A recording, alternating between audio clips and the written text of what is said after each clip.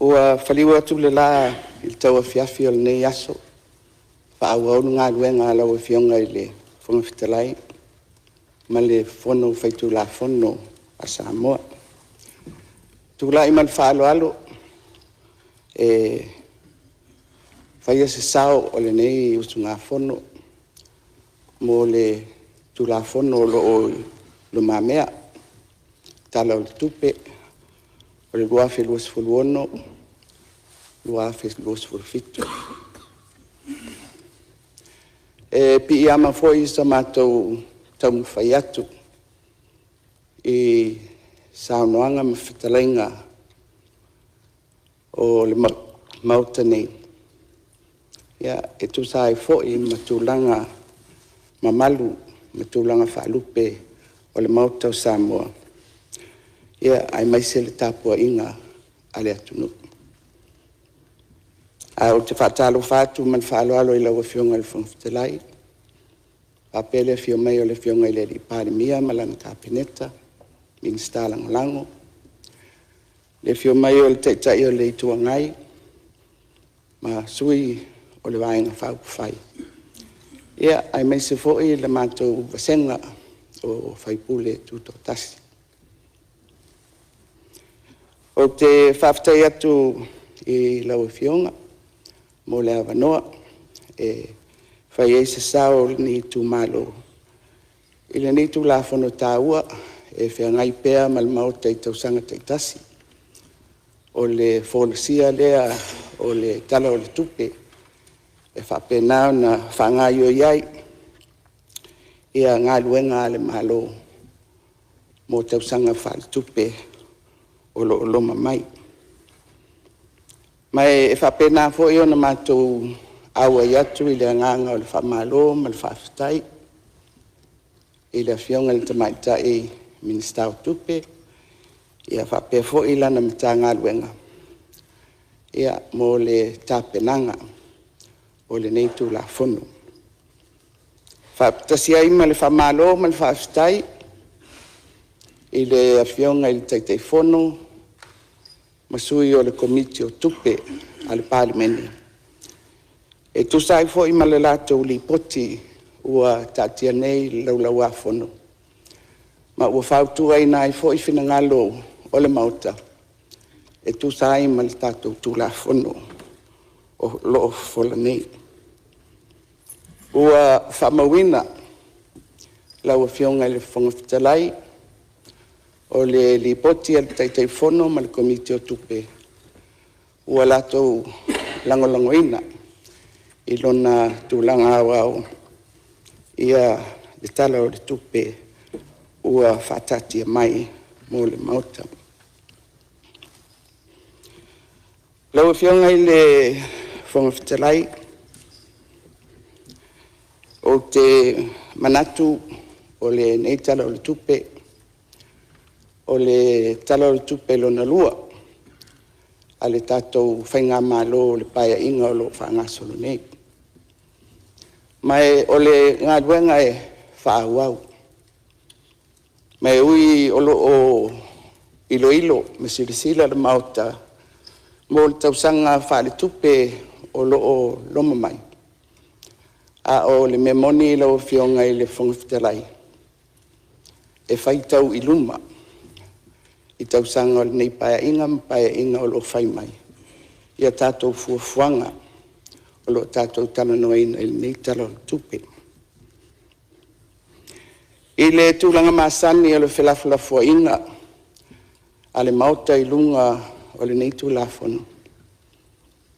E tautarangia ma whaasoa i tūlanga o whenga whawae ia ma autua o te tele o lo o whatulai mai i le nei tala o le tupe. O lo o iei fo i le avanoa i le whaanga solonga o ngā luenga ale mauta ia lona au i le ringa. I le vainga lavala lea lau fionga le whangawhitalai i le tūlanga o whenga whawai ma utu au te tele. O te manatu. e tasi lava se vaenga e autu iai ia se sao nei tu malo. Mai o le mata upu lea o pulenga le lei. O le good governance. Mai au fiai lau fionga, le funga fitalai, pulenga fatonu o le executive governance, pulenga fatino, administrative authorities. Ia wa o le maulawa le nei lau fionga le funga fitalai, man pa ia o le mauta. O se manuia o se wha moe moe, ma se tau mawhainga, e whaalango lango i pulenga le rei. Lau fionga le funga fitalai, e lei titi se tupe e whaanganga i a tātou tala whaatitau le tupe mō pulenga. E au fiai, ia tupe whaalu whaalitu la whono. Mai o tu lava i tupe o lo whaanga solo ai ngā luenga a tātou mta ngā luenga ma whaala potonga. E te le foi le vaenga o lo o vavae mō pulenga. O le autu ma le winga o le tautalanga. A whai o pulenga le lei, o se autu lea e wha moe moe i aise manuia o se atunu. Ua tatau, ma tāra whengai. Tupe ia ua tātou whaanganga, ina ia whaatino ai, pulenga SS. A i le whaasoa, o vaenga SS, o le tātou tala o le tupe, o vaenga mō pulenga, o ngā luenga mō ngā luenga whaatino mā tinai.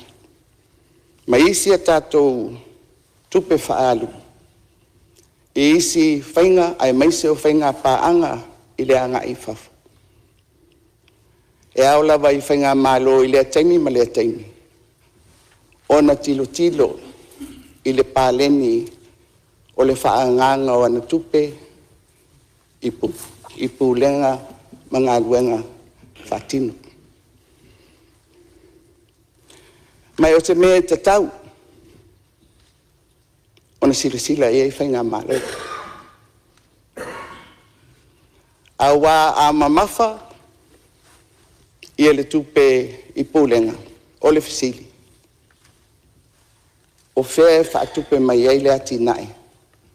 Le tātou te tatalo ai. I tala whale tupe o le tausanga. Ma le tausanga. Mai o le mea foi lea. Lau whionga le whonga whitalai. E langa i lava i whainga malo. O le leina whaatino. Ia pulenga. E ala lea, i le whaatūlanga ina o ana mta ngā luenga ma whaala potonga, i le tāpena ina o ana tangata whai ngā luenga. Po tāla whengai, le tupe o lo whaalu i pulenga, o le manao, o lo fia maua mai i taunu unga o pulenga le rei. Ia maisi manaonga, e pei ona iai, ia tātou atina. Whai ma whātai inga lau e whionga i le whonga whitalai. Iei taimi e mai e whai ngā mālo, ua tua e whasu iai, ia tātou mtanga aduenga. Ona i fia tuli loa, le autu o le whaalelea o se vaenga whapitoa, o le atunu. E whai ma whātai inga i le pae inga taruai.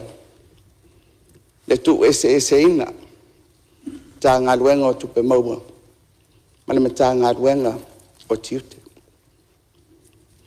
O fuafuanga mō le tā ngā luenga o whātoanga ma whai ngā whaiva. e o fuafuanga e fai se matanga luenga fou mo ele ina ia tu whaatasia uma iai ele ole malo lea sa tolu whalapo tonga po vaenga ole malo sa ona vai whaatu fo il tato matanga luenga fou o talonga ona ole vai ole si mana onga lea mo le tato watunu mo le manuia o tato talavou i tūlanga o talonga ia malituli loa foi o le soifua maloloina i le whaangaio ina o tato tino o whataita inga ia o whetuna inga i whainga malo i le tuli loa alaba o le autu ina ia ato toa le au nanga mo le atunu.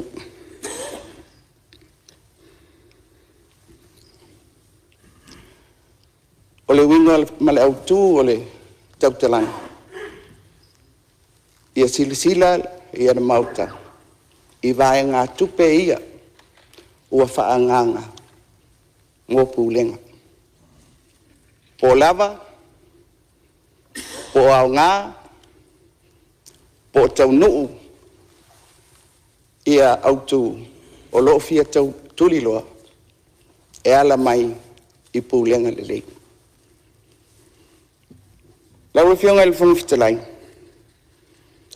i le talanoa ina o pūlenga, e fiao o mai lau tau talanga i whana whaavae, ma autu au o ati nae o i tū malo o manu.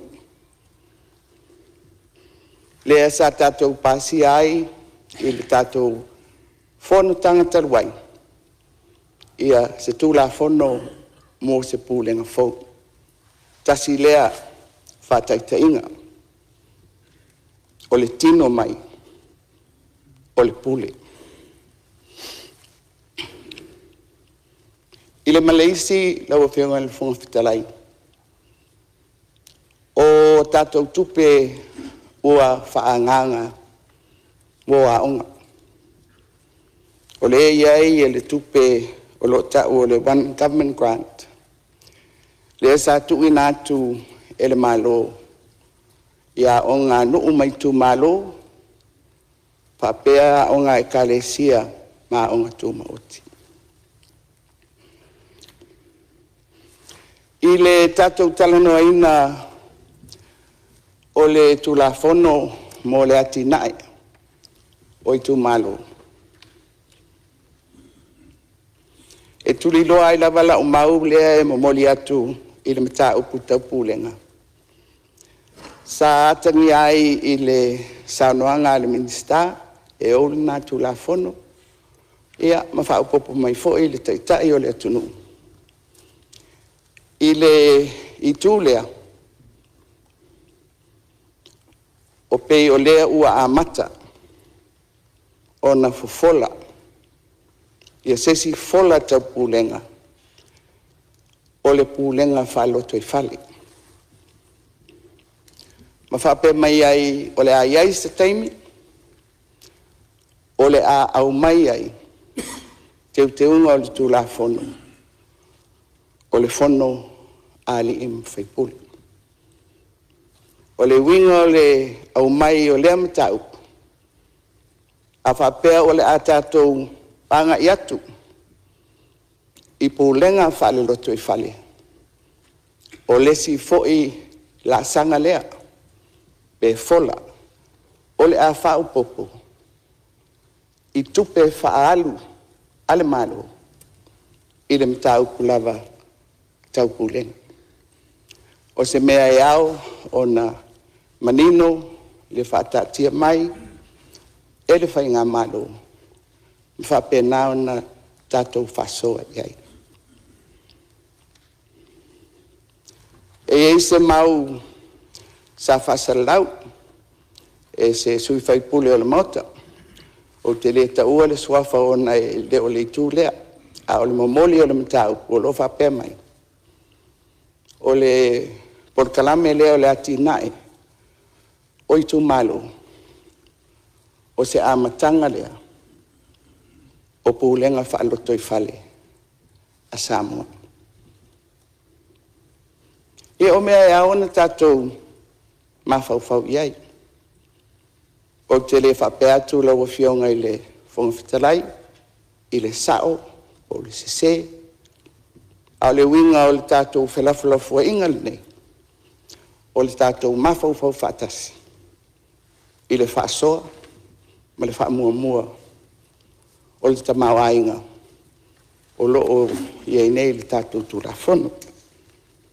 Ia, lau whionga le whongawhitalai, o sa mātou sau pupu lea, mo le tātou whelawhalafu inga, I lunga o le talo le tupe, mo le tausanga luafe ma le ohni, luafe ma le fitu. Ia manuia lau whionga, mana mamalu o le pārmena.